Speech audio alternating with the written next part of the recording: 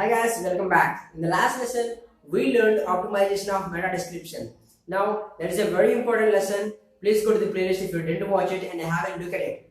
Have a look at it. Now, coming to this lesson is a very important lesson, and in this lesson, you will learn optimization of URL. So now let us talk about what is a URL. URL is actually an address which loads a particular website or a document. Now, URL should be meaningful and contain important keywords while remaining brief and clean. So you have to use keywords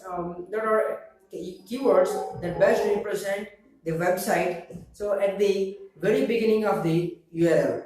Now the URL should be short and succinct, in the sense the longer URL would perform poor, but the shorter one can perform better. So this is the end of the lesson. So my dear friends, if you like the information I provided in this video, please subscribe to my channel and hit the like button and comment on this video down below. Thank you.